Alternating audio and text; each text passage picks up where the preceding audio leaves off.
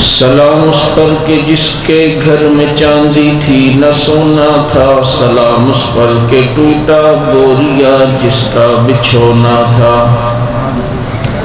سلام اس پر کہ اسرار محبت جس نے سمجھائے، سلام اس پر کہ زخم کھا کے جس نے پھول برسائے، سلام اس پر جو امت کے لیے راتوں کو روتا تھا، سلام اس پر جو فرش خاک پہ جاڑے میں سوتا تھا، سلام اس پر کہ جس کے نام لے کر اس کے شیدائی الٹ دیتے تھے تخت قیصریت و کسرائی۔ درود پاک۔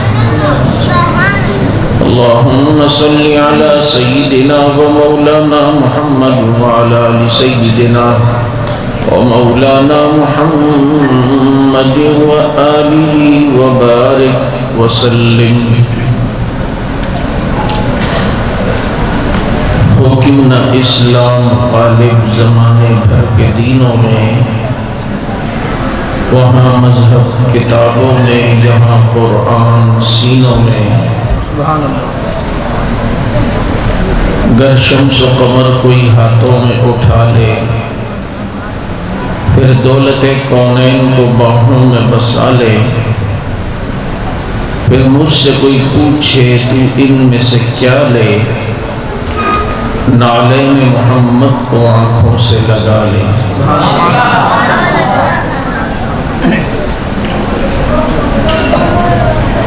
اور یہ سچ ہے کہ خطرہ اغیار بہت ہے، پر کیا کریں صحابہ سے پیار بہت ہے۔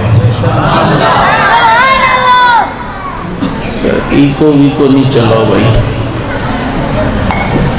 ایکو نعت خوانوں کے لیے چلائے کریں۔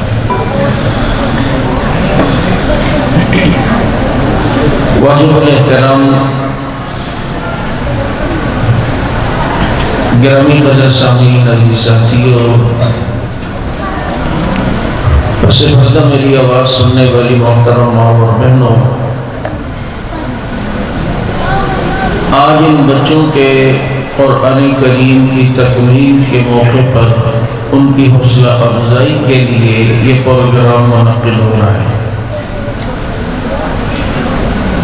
اور آپ کو معلوم ہونا چاہیے کہ ان قرآن کی نسبت رکھے ہوئے لوگوں کو جو نیک نگاہوں سے، ہمدردی کی نگاہوں سے، محبت کی نگاہوں سے دیکھتا ہے،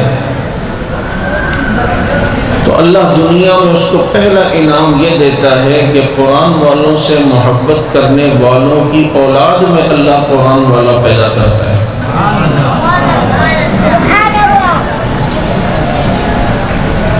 یہ قدر ان کی نہیں ہے، یہ اصل میں قدر قرآن کی ہے، یہ محبت ان سے نہیں ہے، یہ محبت اصل میں قرآن سے ہے۔ بدر عالم میرٹھی رحمت اللہ علیہ کی قبر کئی مرتبہ شک ہوئی، ان کا جسم سالوں بعد بھی قبر میں سلامت نکلا۔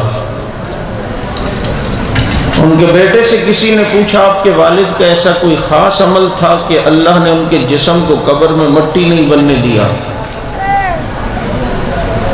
تو انہوں نے بتلایا کہ میرے والد صاحب کسی حافظ قرآن کی طرف پیٹ کر کے نہیں بیٹھتے تھے، اور ہم کوئی سفر پہ ہوتے تو وہ دیکھتے کہ ان کا بستر کے پاؤں کی طرف کسی حافظ قرآن کا بستر تو نہیں ہے۔ تو قرآن والوں سے محبت کی، ادب کیا، اللہ نے قبر میں ان کے جسم کا ادب کر دیا۔ اصل میں یہ اس کپڑے سے محبت نہیں ہوتی جو قرآن کا ذوالدان ہے، بلکہ محبت قرآن کی وجہ سے اس کپڑے کے ساتھ ہے۔ اصل میں اس لکڑی سے محبت نہیں ہوتی جو قرآن کی رحل یا تپائی ہے، بلکہ محبت اس قرآن کی وجہ سے ہے کہ جس کے اوپر قرآن کو رکھا جاتا ہے۔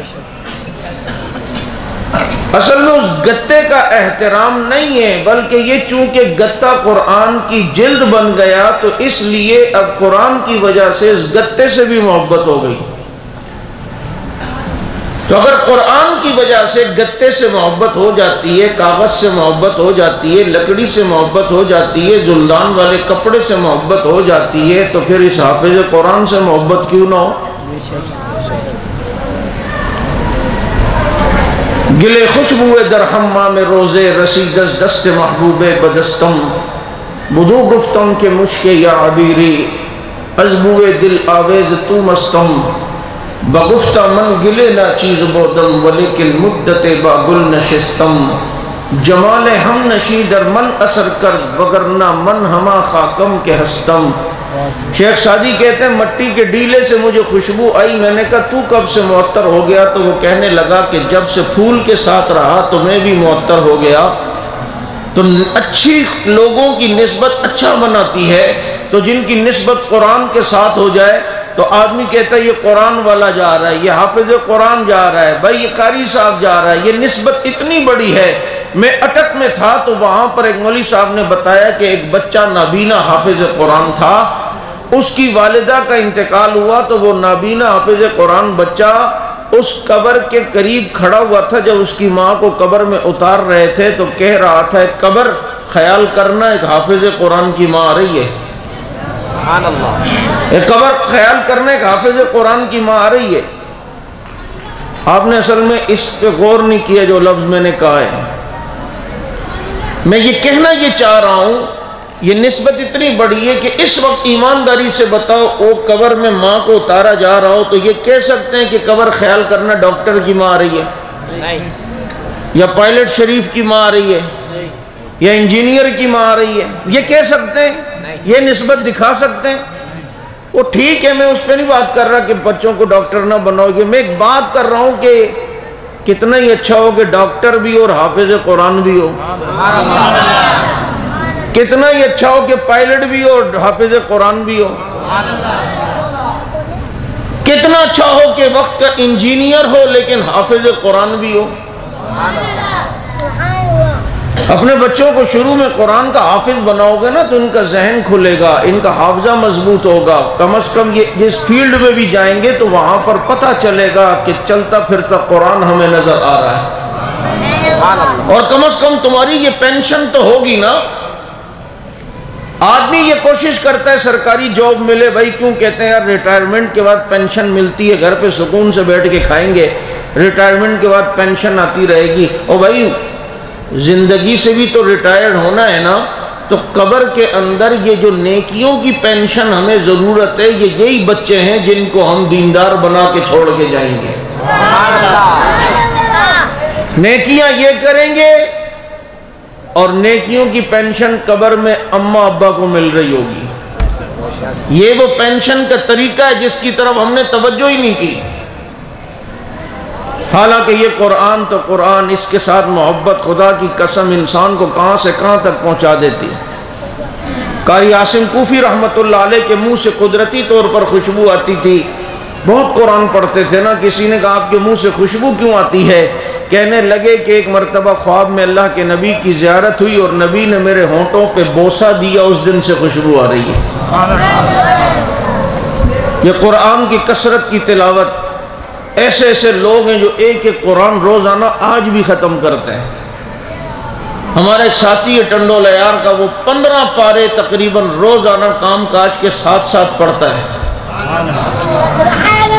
ایسے لوگ موجود ہیں کہ جو قرآن قرآن بس قرآن۔ آپ نے علماء سے واقعہ سنا ہوگا، ایک اماں جی تھی کہ خاص کر مستورات سنیں، جن کی صبح سے شام تک ٹر ہی ختم نہیں ہوتی، اور بس صبح سے لگیں گی شام تک بس باتیں کروا لو دنیا کی، خود یقین کرو یہ تھکیں گی نہیں۔ پتہ نہیں دماغ کون سا ان کے پاس، اسٹیل باڈی ہے یا کیا ہے۔ ہم تو 1 گھنٹہ کسی سے بات کریں بھی کہتے ہیں بابا بس یار ابھی please not responding at the moment, please try later. عورت سے 2 کام کراؤ، پورا دن بات کراؤ نہیں تھکے گی، اور پورا دن شاپنگ کراؤ تو نہیں تھکے گی۔ اس دکان میں یہ پسند نہیں، اس دکان میں، اس دکان میں، پھر اس دکان میں، پورا دن شاپنگ کراؤ، لیکن جب گھر پہ آئے گی پھر جو تھکاوٹ کے اثرات ہوں گے ایسا لگ رہا ہوتا ہے کہ بس عاملۃ ناصبہ.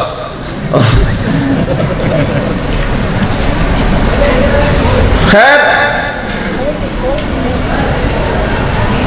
وہ عورت، ایک بزرگ کہتے ہیں میں نے دیکھا ہے اماں جی بڑی پریشان کھڑی ہیں حج کے دنوں میں نے کہا اماں خیر تو ہے؟ کہنے لگی وَمَن يُضْلِلِ اللَّهُ فَلَا هَادِيَ لَهُ.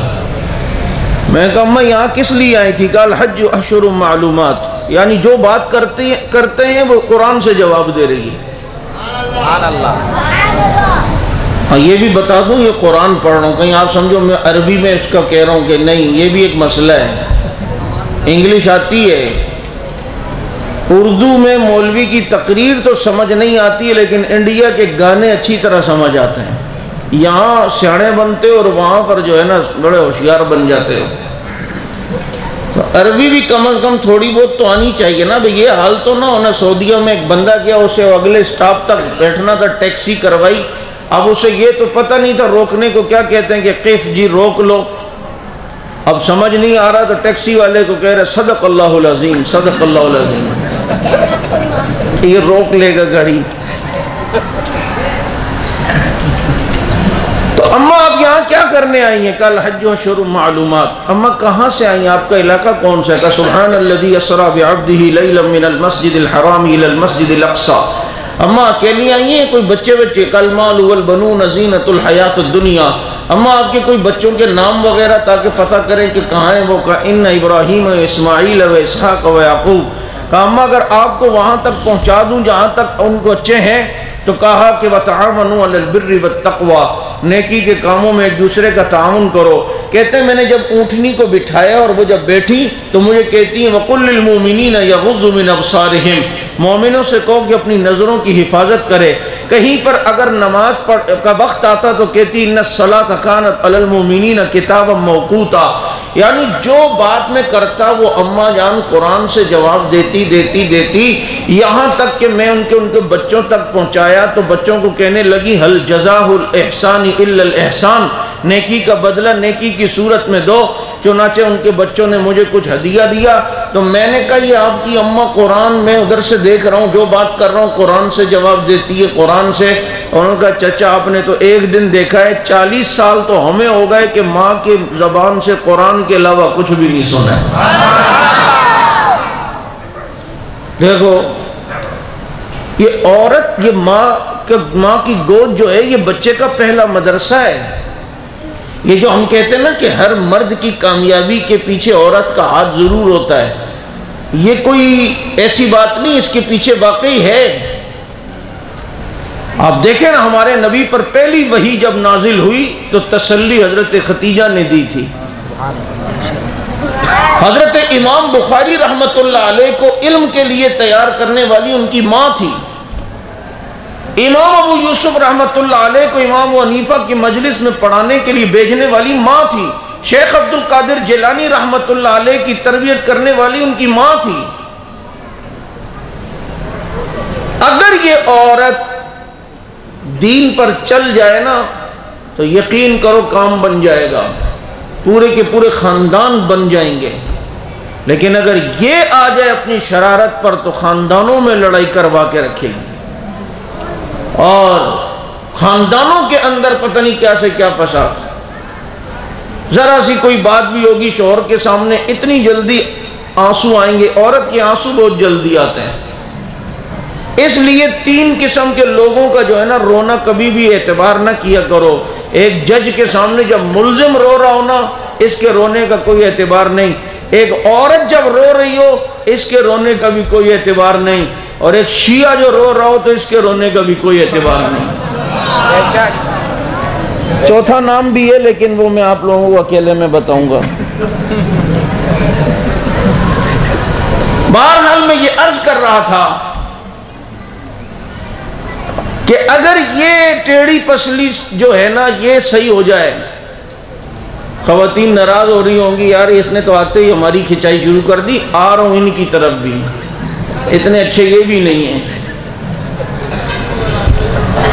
جو آ کر جو ہے نا رات کو 2 بجے بھی آئے گا تو بیوی کو لات مار کے اٹھائے گا چائے بنا کے دے. ابے اس کو سونے دے، تو ہوٹل سے پی کے آ جاتا، خیال کر لے. میرے نبی تو تہجد میں اٹھتے تھے، حضرت عائشہ فرماتی اتنے آہستہ قدم لگتے تھے کہ عائشہ کی آنکھ نہ کھل جائے، سبحان اللہ، اتنا خیال۔ تو بہرحال میں یہ عرض کر رہا تھا کہ اگر دین ہوگا اور یہ بچوں کو دیندار بنائیں گے، اور ایسی ایسی مائیں بھی ہیں جنہوں نے اپنی بچوں کو گود میں لوری سناتے ہوئے خدا کا قرآن سنایا، اور اس کے اثرات پھر ان کے بچوں کی زندگیوں میں رہے۔ یہ تو تب ہوگا نا کہ جب کم از کم ہمیں اس کے متعلق پتہ چلے گا، مسائل کا پتہ ہوگا، فضائل کا پتہ ہوگا۔ اس لیے میں عرض یہ کرنا چاہتا ہوں کہ اگر ہمارا جو آج دین کچھ بچا ہوا ہے نا، یہ انہی مدارس کی وجہ سے۔ یقین کرو اگر یہ مدارس نہ ہوتے، یہ دیندار لوگ نہ ہوتے، تو پتہ نہیں کون سے گرجوں میں ہم ہوتے۔ یہ ان کی برکت ہے کہ آپ کے یہاں سے بچے قرآن کے حافظ بن رہے ہیں، عالم بن رہے ہیں۔ اور خیرکم من تعلم القرآن وعلمہ، اللہ نے سب سے بہتر قرآن والے کو بنایا ہے۔ آپ دیکھو یہ کیسا قرآن والا اللہ نے بہتر بنایا۔ کبھی کبھی عید کی نماز کی آپ ویڈیو دیکھتے ہیں کہ صدر پاکستان نے جناب کراچی میں فلاں جگہ نماز پڑھی، وزیر اعظم پاکستان نے اسلام آباد میں فلاں جگہ نماز پڑھی، ویڈیو آ رہی ہوتی ہے۔ اور جی چیف آف آرمی سٹاف نے چکلالہ ایئر بیس میں یہاں نماز پڑھی، اور جی وزیر اعلیٰ سندھ نے جو ہے نا نہیں وہ نہیں پڑھتا، یہ وہ سوری گورنر نے جو ہے نا یہاں نماز پڑھی، اور وہ مشیر نے یہاں نماز پڑھی۔ آپ وہ ویڈیو دیکھ رہے ہوتے ہیں، لیکن اس میں آپ نے کوئی بات غور سے دیکھی کہ چیف آف آرمی سٹاف پیچھے کھڑا ہوا ہے، قرآن والا آگے کھڑا ہوا ہے، صدر پیچھے کھڑا ہوا ہے، قرآن والا آگے کھڑا ہوا ہے، وزیر اعظم پیچھے کھڑا ہوا ہے، یہ قرآن والا آگے کھڑا ہوا ہے۔ جب تک یہ رکوع نہ کرے صدر پاکستان رکوع کر نہیں سکتا، جب تک یہ رکوع سے سر نہ اٹھائے 8 لاکھ فوج کا چیف وہ رکوع سے سر اٹھا نہیں سکتا، جب تک یہ سلام نہ پھیرے وزیر و مشیر سلام پھیر نہیں سکتے، سارے پیچھے قرآن والا آگے۔ خیرکم من تعلم القرآن وعلمہ، ایسے ہی تو نہیں نبی نے فرمایا، اللہ نے سب سے بہتر قرآن والوں کو بنایا، سب سے بہتر قرآن والے۔ اور یہی وجہ ہے، میں نے شروع میں ایک جملہ کہا، میں ان لوگوں کو جانتا ہوں جو خود کوئی رکشہ چلاتا ہے، کوئی ٹیکسی چلاتا ہے، کوئی مزدوری کرتا ہے، بچہ حافظ عالم قاری، بھائی کیوں؟ کہتے ہیں یار خود تو پڑھ نہیں سکے، علماء کی جوتیاں سیدھی کرنا اپنے لیے سعادت سمجھتے تھے، اللہ نے اولاد میں حافظ عالم بنا دیا، اولاد میں قاری۔ ان قرآن والوں کی عزت کرنے پر تمہیں اللہ قرآن دیتا ہے، قرآن والے آتے ہیں تمہارے یہاں۔ یہ تو 14ویں صدی کے بچے ہیں نا قرآن والے، ان کا احترام نہیں کرو گے تو قرآن کی نعمت سے محروم ہوگے، اور ان کا احترام کرو گے تو اللہ قرآن کی دولت تمہارے گھروں میں دے گا۔ یہ 14ویں صدی کے قرآن والوں کا احترام کرنے پر یہ اجر ہے، تو 1400 سال پہلے جو قرآن والے تھے پھر ان کا احترام کرنے پر اللہ کیسے قرآن نہ دے؟ اور پھر ان کی بے اکرامی پر قرآن سے محروم نہیں کرے گا رب؟ مشاہدے میں دیکھ لو، جنہوں نے ان قرآن والوں کا احترام کیا، اور ان بچوں نے تو قرآن الماریوں سے اترتے دیکھا ہے، انہوں نے قرآن آسمانوں سے اترتے دیکھا ہے، انہوں نے قرآن قاری صاحب سے پڑھا ہے، صحابہ نے قرآن محمد الرسول اللہ سے پڑھا ہے، انہوں نے تو قرآن میں والضحیٰ نسخے میں دیکھ کے پڑھا ہے، انہوں نے والضحیٰ چہرہ مصطفیٰ کو دیکھ کے پڑھا ہے، انہوں نے واللیل قرآن کے صفحات پہ پڑھا ہے، صحابہ نے قرآن واللیل نبی کی زلفوں کو دیکھ کے پڑھا ہے۔ ہم قرآن کو پڑھتے ہیں مصحف کو دیکھ کر، اور صحابہ قرآن پڑھتے تھے محمد الرسول اللہ کو دیکھ کر۔ اور وہ قرآن والے اصل وہ ہیں جن کے لیے اللہ نے 1200 سے زیادہ آیتیں قرآن میں نازل کی، تو جو ان کا احترام نہیں کرتا وہ قرآن سے محروم ہے یا نہیں ہے؟ دیکھ لو، وہ قرآن سے محروم کوئی حافظ نہیں، بلکہ کل مولانا منظور مینگل صاحب جلسے میں کیا فرما رہے تھے کہ اس وقت ان کے 8 مجتہدین ہیں جو ان کے مراجع ہیں، باجے ہیں یا جو کچھ بھی ہیں، 8 جو چوٹی کے ان کے مجتہد کہلاتے ہیں. اور حضرت کہہ رہے میں سب سے ملا ہوں، اور اللہ کا کرنا دیکھو، صحابہ کا معجزہ دیکھو، کرامت دیکھو کہ ایک بھی ان میں حافظ قرآن نہیں ہے. ایک بھی. جو قرآن دنیا میں پہنچانے والوں کی قدر نہیں کرے گا، اللہ اسے قرآن دے گا؟ نہیں. قرآن کی نعمت سے وہ محروم رہے گا. بابا یہ قدر والوں کو ملتی ہے یہ کتاب، نہ قدروں کو نہیں ملتی. اور جو ان کی قدر نہ کرے، جن کو قرآن والا یوں کہا کہ اولئک حزب اللہ، اللہ نے قرآن میں انہیں کہا، اولئک هم الراشدون انہیں کہا، اولئک هم الفائزون انہیں کہا. ابھی دیکھو آگے رمضان آ رہا ہے، اور رمضان قرآن کریم اور رمضان لازم ملزوم ہے. اللہ نے اسے شب قدر میں نازل کیا. اِنَّا أَنزَلْنَاهُ فِي لَيْلَةِ الْقَدْرِ. یہ شب قدر میں آیا. شب قدر میں آیا کیا مطلب؟ یہ قرآن لوح محفوظ میں تھا نا، تو لوح محفوظ سے آسمان دنیا پر ایک ساتھ پورا کا پورا قرآن نازل ہوا ہے، اور وہ شب قدر میں تھا. اور پھر آسمان دنیا سے نبی پر تھوڑا تھوڑا وقت کے لحاظ سے جیسا وقت تھا، تقاضا تھا، ویسے نازل ہوا. اور 23 سال کے عرصے میں وہ قرآن پھر مکمل ہوا. آسمان دنیا سے قلب محمد پر یہ 23 سال میں، لیکن لوح محفوظ سے آسمان دنیا پر وہ ایک ہی ساتھ آیا. تو وہ کون سی رات؟ اِنَّا أَنزَلْنَاهُ فِي لَيْلَةِ الْقَدْرِ. ہم نے اس قرآن کو شب قدر میں نازل کیا.